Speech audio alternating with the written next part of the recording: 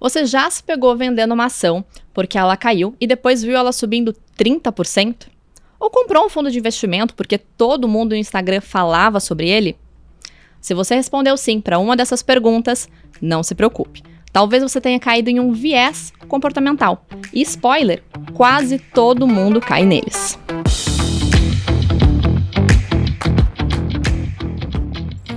Eu sou Amanda Nicole, especialista em investimentos, e hoje, no Montecast, nós vamos falar sobre como os vieses comportamentais influenciam aquilo que fazemos com o nosso dinheiro.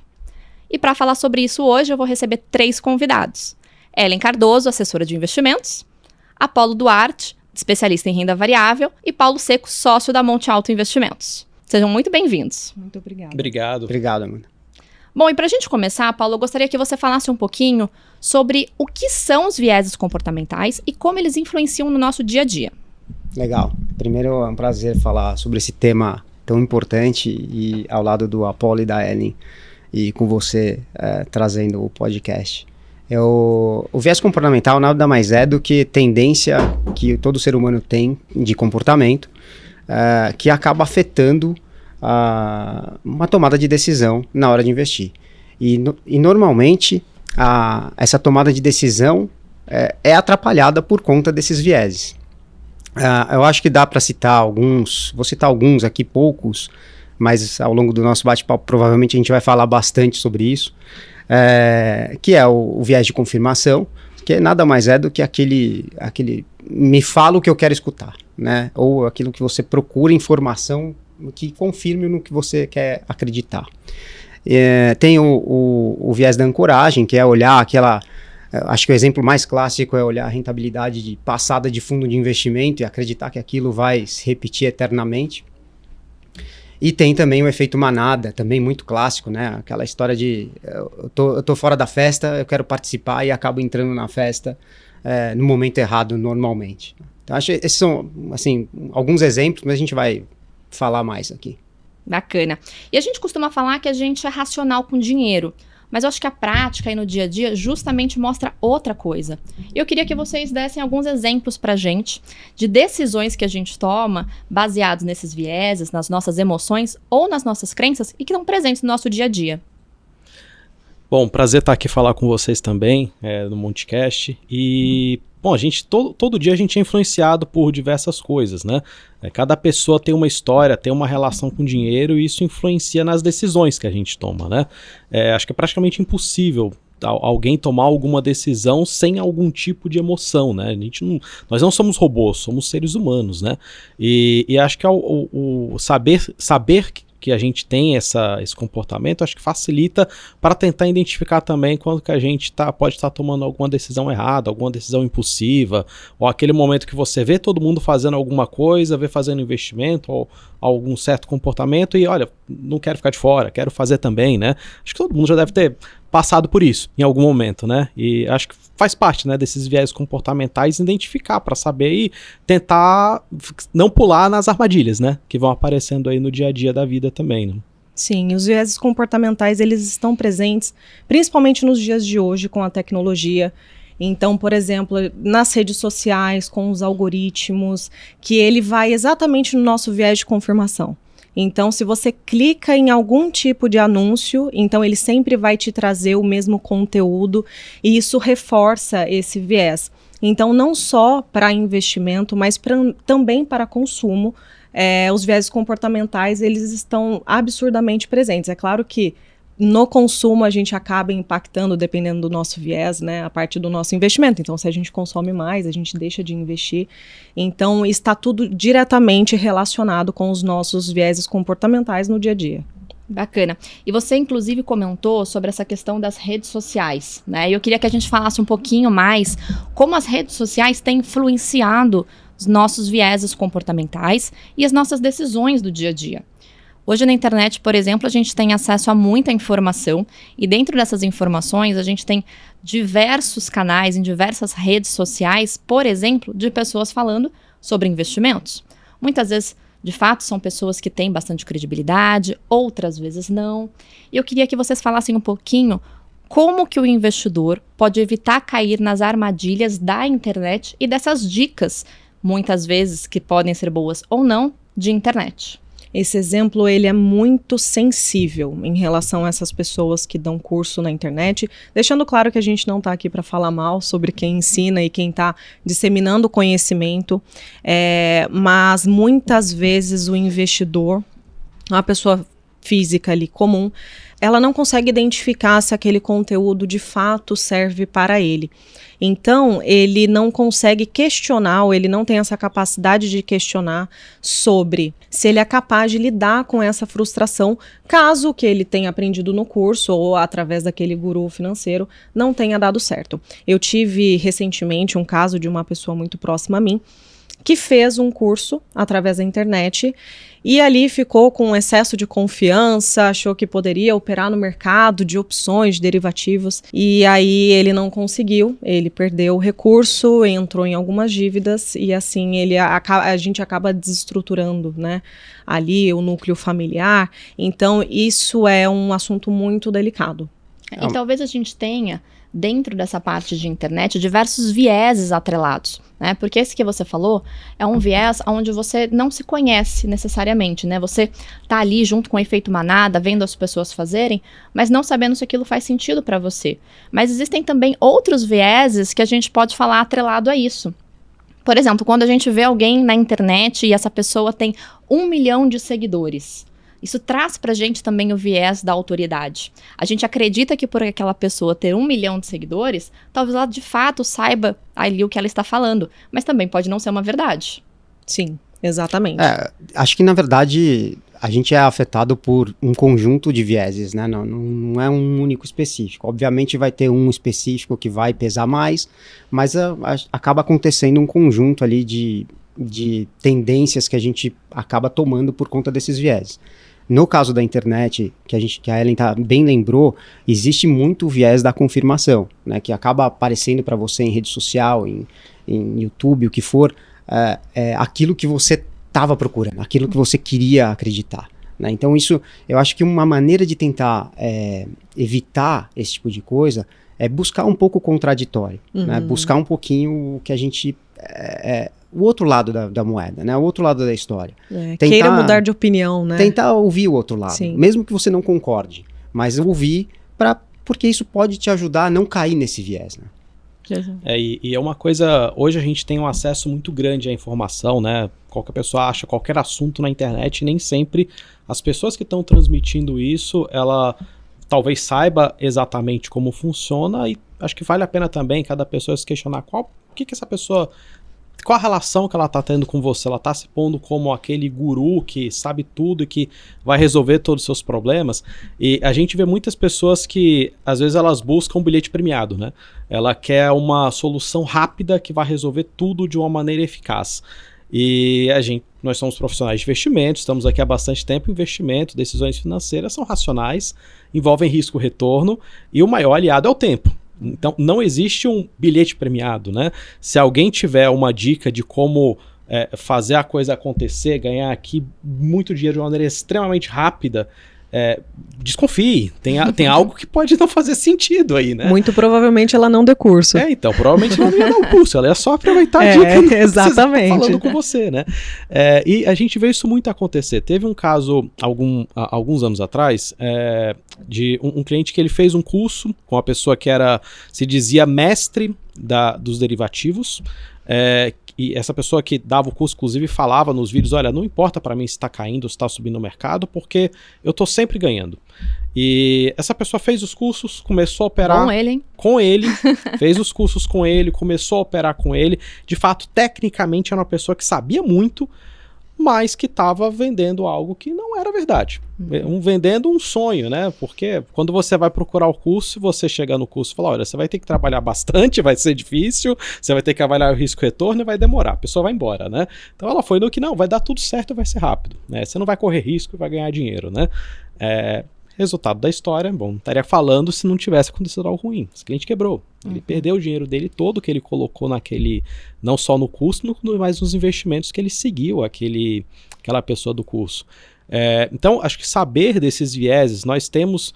O viés é um atalho que o nosso cérebro, ele tá programado para pensar de uma maneira que não te leva, geralmente, a tomar uma boa decisão. Então, imagina que a pessoa tá numa situação, às vezes, que ela tá precisando de dinheiro rápido. E ela vê um curso falando, olha, aqui você vai ter dinheiro rápido. Então o cérebro da pessoa vai direto, ela não faz um pensamento crítico do será que isso faz sentido? Será que não faz? E aí ela acredita, vem o viés da confirmação de que aquilo foi para ela. Olha, isso é meu, eu consegui, então vai dar certo. Sim. E aí vai entrando outros vieses, né? Às vezes a pessoa começa a operar, às vezes no início dá certo, aí já reforça de novo essa confirmação, vem aquela confiança de que, olha, agora eu peguei o jeito. E aí, quando a coisa começa a dar errado, vem o que pra mim é o pior de todos, que é a aversão à perda, que a pessoa não quer aceitar que a coisa deu errado, aumenta a posição, toma mais risco, toma a decisão errada, às vezes em cima de decisão errada. Quando as coisas vão mal, o melhor geralmente é ter uma estratégia para quando parar. Quando que dá errado, daqui pra frente eu não vou. Ah, mas e se depois... Sabe? Bom, você tem que ter uma estratégia, tem que ter administração de risco, né? Sim, e é um paralelo muito similar com os jogos, né? Com as apostas. Porque muitas pessoas se perdem também não aceitando, porque ganham uma vez, mas perdem 3. Mas aquela vez que ela ganha é um sentimento tão bom e renova ali aquela vontade, esperança, aquela né? esperança. Então, não, eu vou conseguir ganhar de novo. Então, a pessoa, e aí quando ela perde, ela não quer aceitar. Mas ali, financeiramente, ela está em prejuízo. Mas aquela vez que ela ganhou, ela tem a esperança de que isso se repita e que ela vai pegar o jeito, né? E que até porque as pessoas gostam de falar daquilo que deu certo, de quando elas ganharam dinheiro. Mas dificilmente a pessoa gosta de falar das vezes que ela fez algo que foi ruim, né? Sim. Que ela perdeu dinheiro. Então isso acaba ficando ali na caixinha do esquecimento e simplesmente a gente vai repetindo, achando que a gente sempre vai ganhar e conseguir performar melhor. Que é o viés de confirmação. Essa experiência do primeira vez dar certo, né? O primeiro... Deu certo, a minha aposta ganhei, vai, né? Vou ganhar de novo, vai continuar dando certo também. Entra também um pouco num outro viés que chama viés de disponibilidade, né? Que é assim, cara, eu tô acreditando que isso aqui, esse fato recente, ele vai se repetir. Então, é exatamente isso. O cara ganhou a primeira vez e tá achando que vai acontecer de novo. Como a gente falou, um conjunto de vieses vão se acumulando ali, vai fazendo a gente tomar a decisão errada, né? Sim. E, Apolo, você me corrija se eu estiver errado, que é nosso especialista em renda variável, mas, se eu não me engano, isso aconteceu talvez ali no segundo semestre de 2020. A gente estava voltando da pandemia, as ações tinham caído muito, e aí surgiram vários traders de 6 meses no mercado financeiro, pessoas que nunca tinham trabalhado com o mercado, e começaram a operar. E aí, logo depois, veio 21, 22, mais ou menos, e o mercado provou ao contrário, né? E aí, pegando esse gancho, eu queria voltar em algo que o Paulo falou, que eu achei muito legal, que é sobre você ter a opinião contraditória. Vocês acham que essa opinião contraditória, né, dado que a própria internet, ela tende a replicar e favorecer o nosso viés de sempre acharmos que nós estamos certos, porque ela vai trazendo aquele tipo de material que a gente gosta de ler, por mais que às vezes a gente não esteja procurando, né? Ela vai reafirmando isso pra gente. Vocês acham que essa análise contraditória, ela talvez venha justamente da pessoa, do especialista, do assessor de investimentos que assessora aquele cliente? Do bom assessor, sim, né? Do bom assessor, sim. O bom assessor, ele tem que falar pro cliente quando ele acha que aquele caminho não é bom, né? Não pode dar só notícia boa, tem que dar notícia ruim também, né? Exatamente. O papel do assessor é trazer a parte técnica, a racionalidade. Lados, né? Trazer a racionalidade, né? Exatamente. E é engraçado, você comentou dessa história, quando tem um boom na bolsa, né? Que todo tem os traders de 6 meses. A gente sempre vê isso acontecer. Toda vez que a bolsa sobe bastante, tem um período de bull market, aparecem os traders de 6 meses, né? Eu lembro quando teve um bull market faz uns 10 anos atrás, e aí tinha a capa da Veja, do Dona de Casa que ficou rica fazendo day trade. E nessa época teve um monte de traders de 6 meses, depois veio Dilma, depois voltou tudo, todo mundo sumiu, né? E eu lembro muito, muito categórico uma vez que eu fui falar com a cliente explicando, né, como é que funcionava ali a parte de ações e tal. Ela falou, olha, você tá me falando de fundamento, de análise técnica, não tem nada disso, é só comprar na baixa e vender na alta. Eu vi num curso que eles já me falaram. Simples. Eu acho que ela não opera mais. Bacana. E, Apolo, você também comentou muito sobre nós sermos imediatistas, né? E eu acho que ser humano é imediatista, o brasileiro é muito imediatista, e a gente muitas vezes tem dificuldade de pensar em investimentos para 10, 20, 30 anos. Recentemente eu vi uma pesquisa que diz que em 2031 o Brasil pela primeira vez vai ter mais pessoas idosas do que crianças. E somado a isso, a Ambima, algum tempo atrás, também divulgou uma pesquisa onde ela diz que apenas 3% da população de idosos consegue sobreviver com o dinheiro da aposentadoria, enquanto os outros 97% precisam de alguma outra fonte de renda. Sejam aqueles mais planejados, uma renda de investimento, seja continuar trabalhando e muitas vezes depender de outras pessoas. Então eu queria que vocês falassem um pouquinho sobre esse viés do imediatismo e como ele pode prejudicar o nosso futuro. Seguindo esse viés da disponibilidade que o Paulinho citou, o brasileiro, culturalmente falando, a gente não vem de uma educação financeira muito arrojada. Então, tudo a gente acha, deu certo até agora, deu certo até os 30 anos, eu consegui ganhar dinheiro, eu vou conseguir ganhar o dinheiro até os 60, 70, depois eu vejo. Então esse viés de disponibilidade, ele está diretamente ligado ao nosso imediatismo. Então hoje, quando a gente atende algum investidor que seja um pouco mais jovem, que tem ali entre 25 e 35 anos, são raros os que de fato pensam no longo prazo. Então quando a gente busca ali dados, por exemplo, a inflação, o IPCA. Há 10 anos, se eu tivesse investido há 10 anos num título que pagasse puramente IPCA, ele teria um rendimento em torno de 80%, né, que teria corrigido a inflação. Mas nós temos os papéis que pagam IPCA, mais uma taxa real em torno de 6, 7%, como estamos hoje. Então, se a gente buscar essa informação, se a gente tivesse investido há 10 anos atrás 100 mil reais, hoje teria em torno de 370 mil. Né? Então, as pessoas, elas realmente não querem olhar para o longo prazo, não querem pensar na aposentadoria, porque isso incomoda. E aí a gente escuta a famosa frase, mas e se eu morrer amanhã? Eu vou deixar dinheiro? Para quem? Mas e se não morrer amanhã? E se morrer daqui 50, 60, 70 anos? Até porque a expectativa de vida do ser humano, ela está cada vez maior.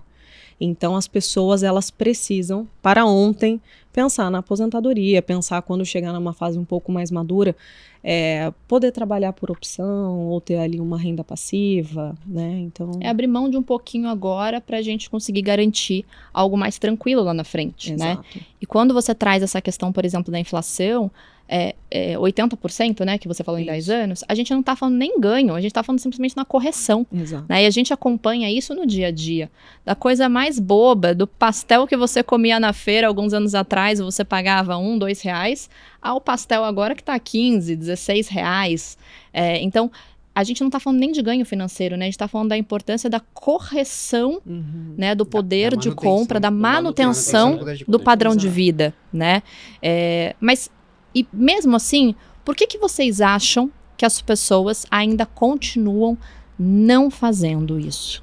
Olha, eu, além de renda variável, eu também atuo como planejador financeiro e a gente vê a realidade das pessoas no Brasil hoje, a maioria não guarda dinheiro, né? A maioria, quando sobra, vai para consumo, né?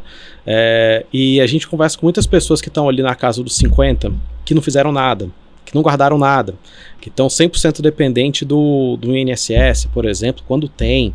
E aí quando dos filhos, dos às filhos, vezes, né? E aí o que eu mais escuto quando a gente vai... E agora, né? Porque às vezes essa pessoa chega querendo, olha, eu tenho 5 anos para me aposentar, não guardei nada, me ajuda. Olha, vai ser difícil, você vai ter que guardar um valor muito mais alto do que se você tivesse feito nos últimos 30 anos. E o que a gente mais escuta mas eu vou dar um jeito. Então, assim, o brasileiro, ele tem essa questão de dar um jeito. Eu vou dar um jeito depois, eu vou ver o que faz. E aí ele vai pensar, filhos, parente, família, vai tentar alguma outra coisa. A realidade é que essas pessoas provavelmente vão ter que trabalhar muito mais do que deveriam, do que gostariam. Pode ser que essas pessoas tenham que diminuir bastante o padrão de vida. Se essa pessoa tiver uma emergência de saúde, tiver alguma coisa, isso pode, de fato, ter um agravamento em toda a família ali, ter um problema que vai ser difícil resolver. O jeito não é eficaz, dar um jeito não é eficaz. O que é eficaz é planejar com antecedência. E acho que é como a Ellen falou, quem pegasse um título aí que você vai manter o seu poder de compra por 10 anos, é muito difícil a pessoa às vezes pensar em investir em 10 anos, né? Não é nem para julgar quem não faz esse planejamento, porque a nossa mente prega uma peça em nós, né? É muito difícil você pegar e olhar para frente 10, 20, 30 anos e pensar em como você vai estar, em que objetivo você tem. É muito complicado você, como ser humano, ter capacidade de fazer isso. É necessário, mas é complicado. A gente precisa ajudar as pessoas a entenderem que é importantíssimo se planejar financeiramente. Às vezes a gente planeja, sei lá, eu vou citar alguns exemplos. Tem pessoas que planejam um casamento por anos e conseguem planejar. Por que não pode planejar uma aposentadoria? Né? Tem gente que planeja uma viagem por anos e consegue planejar. As pessoas precisam ter um pouco mais de consciência no sentido de é difícil olhar para frente, é difícil olhar daqui 30 anos, 20, mas é necessário. Lidar com a imprevisibilidade, né? Porque quando a gente fala num título IPCA+, a gente não sabe quanto dará o IPCA, mas historicamente sempre subiu. Né? Então... eu acho que não dá nem para pensar que a gente no Brasil tem um longo período que a gente não tem uma alta de inflação. Né? É verdade. Até porque a gente vive num país que a gente sabe, né, ao longo das últimas décadas, a gente teve diversas e continua tendo diversas instabilidades econômicas, né? E talvez o que a gente viveu, né, o que as gerações anteriores viveram, isso também se reflita justamente nos nossos comportamentos. Com certeza. Né? Com certeza. Há poucos anos atrás, a gente teve um confisco de poupança, por exemplo. Né? E aí, muitas vezes, aquela pessoa que teve os seus recursos confiscados, agora ela tem medo, muitas vezes também, de deixar novamente esse recurso ali, achando que isso pode voltar a acontecer.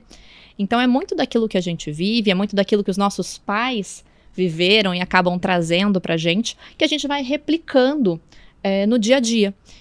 E quando a gente fala dessa questão da aposentadoria, que eu acho que é uma das mais importantes, justamente porque a gente está lidando com a imprevisibilidade, a gente não sabe. Todo mundo sabe que um dia a gente não vai estar mais aqui, né? Mas se ele vai ser amanhã, daqui 10, daqui 20, daqui 30, daqui 50, daqui 80 anos, essa é a grande pergunta de $1 milhão que ninguém sabe responder, né? Então, existe alguma fórmula mágica para alguém que, por exemplo, é mais jovem, tem ali, como a Ellen falou, 25, 30, 35, 40 anos, tem algum percentual que seja adequado ela começar a investir pensando no futuro?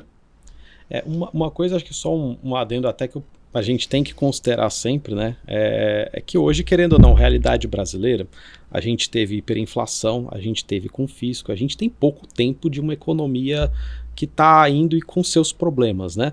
E grande parte da realidade brasileira não tem uma capacidade de poupança, né? A gente pega hoje mais de 70% das famílias brasileiras é endividada, né? Então acho que o primeiro ponto que acho que faz sentido comentar é evitar, na medida do possível, de cada família fazer dívida, né? E aí pensar em quanto poupar, eu não sei se eu tenho um número mágico ali, se tem acho que quanto poupar, acho que é muito de cada um quando puder, né? Geralmente a gente fala, tenta pegar às vezes 10%, mas isso acho que é muito relativo de família para família. Tem família que vai conseguir 10, tem família que vai conseguir 5, tem família que vai conseguir 20, tem família que talvez consiga, talvez não. Acho que é importante dar o primeiro passo, né? Talvez a fórmula mágica, que não é tão mágica assim, seja o tempo. Então, quanto mais jovem você conseguir parar para investir, e não é sobrar para investir, é investir para sobrar. Como se fosse um pagamento. Exatamente. Então, é um compromisso, assim como o nosso aluguel, como as nossas despesas fixas, investir também, ela precisa se tornar um hábito, é obrigação. Né, porque precisa sobrar lá na frente. Então, não é uma despesa, mas o compromisso é como se fosse uma despesa mesmo. E aí sim a gente consegue trazer para o nosso dia a dia, para o nosso racional, de que o investimento ele faz parte e ele não é nocivo para o nosso fluxo. Ele vai nos garantir uma sobrevida com qualidade lá na frente. E muitas vezes a gente pensa, principalmente, né, quem é mais jovem, poxa, mas é R$100, é R$150, E não importa, né? Porque quanto antes você começa, os juros compostos ao longo do tempo, Exato. ele faz com que aquilo de fato se torne É o tempo muito trabalhando mais a teu simples. favor, né? Sim. É o tempo Tempo trabalhando é a meu nosso aliado, né? favor. Quanto mais cedo, Melhor, melhor. né? Bom, e se vocês pudessem desfazer um viés comportamental dos brasileiros, qual seria e por quê? Eu vou citar um exemplo, até um caso prático, que é de efeito manada. Eu não lembro o ano, se era 2012 ou 2013, e eu trabalhava em um outro escritório de investimento. E naquele dia, alguém dentro do escritório já estava terminando o pregão na bolsa. Era umas 4:30 da tarde, mais ou menos, 4:40. E alguém no escritório viu uma operação em OGX, para quem lembra, OGX P3, que era uma operação estruturada com opções, onde você tinha ali o vencimento de 1 dia ou 2 dias, e onde você ganhava 3%, não importava o movimento da ação, você ganhava 3% desde que a ação não caísse 15%. A gente estava falando de uma queda de 15% em 1 dia. Era mais ou menos isso, pelo que eu me lembro.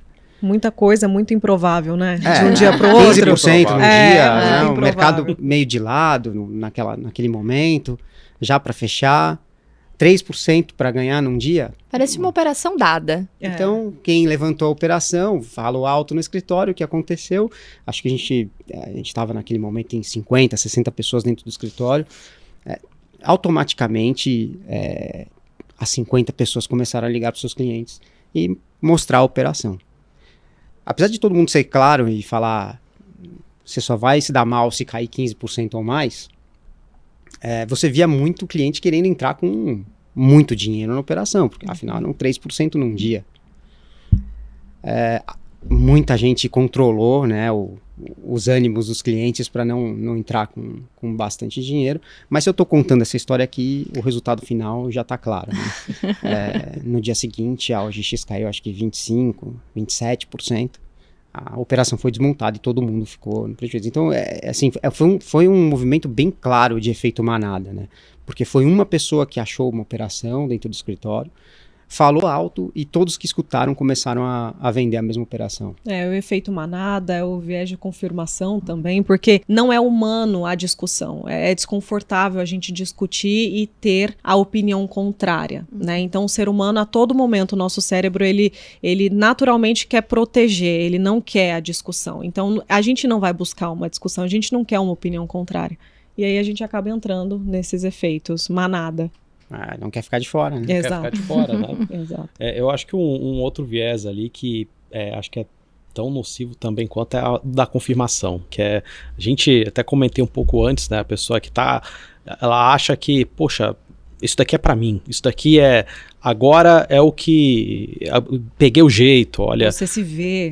Agora, não, isso daqui eu descobri, então é meu, eu descobri essa ação, agora ela vai subir até, enfim, aquela coisa de achar que vai ter o bilhete mágico para confirmar tudo que teria ali para resolver outros aspectos da vida, né? E a gente sempre comenta, investimento é risco-retorno, sempre a gente vai ter essa avaliação, né, de ver o que a gente está correndo de risco, para quanto que a gente está recebendo de retorno, e a administração de risco. Acho que é a administração de risco, não tem outra palavra para dizer o que é o trabalho do dia a dia. Então, essa viés de confirmação de buscar o bilhete premiado, acho que é acertar a mosca branca do mercado. Acertar a mosca voando, jogando uma agulha.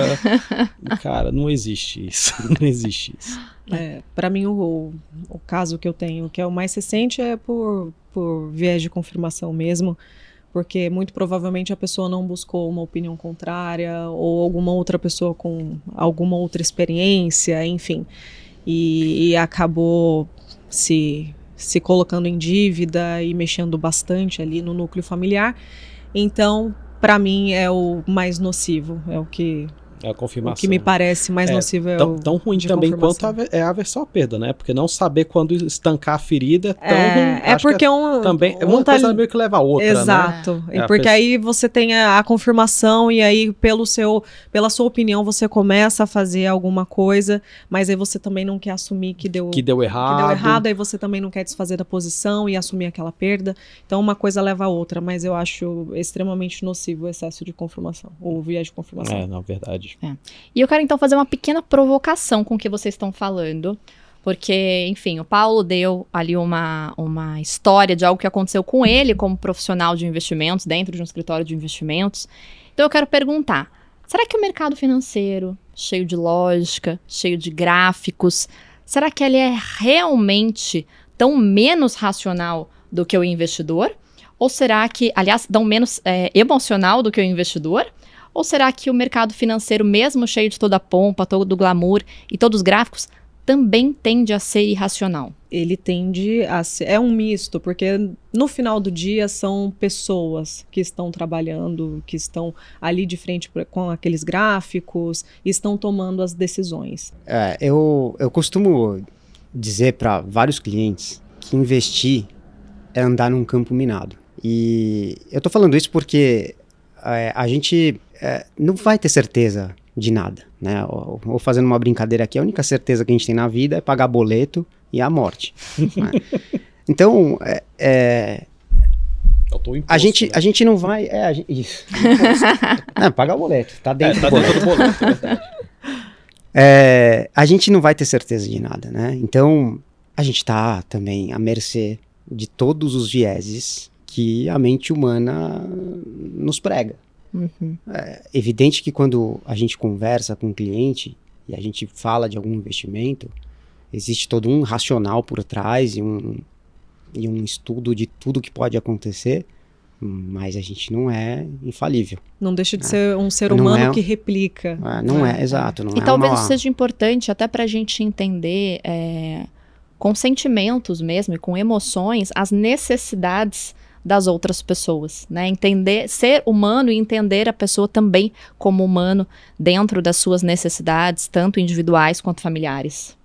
E essa questão do mercado, enfim, dele aparente, a gente vê às vezes muita oscilação, né? A gente viu últimos meses aí, o Trump, cada vez que ele solta um tweet, o mercado desaba, o mercado sobe, e o mercado é racional, o mercado não está caindo em mesmos vieses, né, que o investidor comum, e o que a gente costuma ver, até o Jacuski falou uma vez, acho que é um tema que faz bastante sentido, que o mercado ele costuma ver um tema de cada vez. E quando você olha essa montanha russa, de fato não parece ter uma racionalidade, não tem. Muitas das vezes o mercado exagera, muitas vezes para não dizer todas, o mercado exagera. A gente viu em dezembro do ano passado a curva de juros no Brasil acima de 15% para 10 anos. E estatisticamente isso não faz sentido. Nunca houve um momento em que a curva de juros ficou mais de 15% por 10 anos desde o Plano Real. Admitir que isso vai ficar por 10 anos é quase um absurdo, mas é algo que naquele momento era o prêmio que o mercado exigia para continuar lá. Era o prêmio para quem queria entrar no mercado exigia para estar lá, dado o grau de incerteza que era muito grande. Isso tudo para dizer que o mercado ele não é racional, o mercado ele não é perfeito. Até porque se o mercado fosse perfeito, a gente não precisaria nem de assessoria para investir. Ia ser fácil, ia ser só apertar um botão.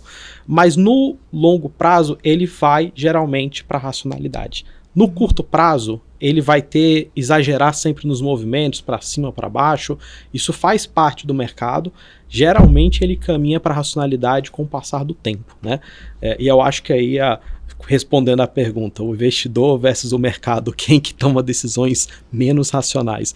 Pelo menos o mercado, no decorrer do tempo, ele vai para a racionalidade. Acho que é bem por aí. Nem sempre, né? No curto prazo, o mercado é emocional. É emocional, né? emocional. Sofre muito ruído. Emocional, e no longo prazo, monotemático, ele tende, né? Para racionalidade. E né? nós aqui como assessores, a gente anda junto com o nosso cliente, né? Então, temos também os nossos vieses, mas estamos munidos de ferramentas, de mais racionalidade e mais informações também. Então, o nosso papel principal é trazer essa racionalidade para que aí sim o investidor tome a decisão baseado naquilo que talvez seja contrário do que ele acredita, mas ele precisa ouvir o que a gente precisa trazer aqui como informação. Exatamente. Pelo menos para ele ter mais pontos de vistas para que ele possa tomar decisão que faz mais sentido. Sim. Tá? E para a gente finalizar, eu quero fazer um quadro bem rapidinho de perguntas e respostas com vocês. A primeira é um investimento que vocês fizeram por impulso e se arrependeram. pode-se dizer que isso é um certo investimento, mas eu fiz uma obra uma vez na minha casa e eu paguei o fornecedor à vista antes do serviço. Ah, meu Deus, acho que essa todo mundo já fez. Esse foi por impulso e, enfim, preciso dizer que eu me arrependi bastante, E né? qual era o fornecedor? Era um marceneiro. Ah, Bom. Olha, eu vou te falar Depois que você todo passa o mundo nome cai nesse dele pra viés. Não, justamente eu não vou passar o Então, nome. não, pra gente não Inclusive, utilizar, se alguém tiver algum marceneiro para indicar, estamos precisando. Ponta firme. No meu caso também não vai pro lado de investimento, mas organizei um fim de semana com um passeio de balão para minha família, sem checar anteriormente com meus filhos se era possível, né? E aí chegando lá, eu já tinha pago tudo, obviamente, chegando lá eles ficaram com muito medo de entrar no balão e eu não ia deixar eles sozinhos lá embaixo, né? Então... Ninguém foi no balão. Ninguém foi no balão e eu perdi o dinheiro do final de semana. É um investimento do padre do balão.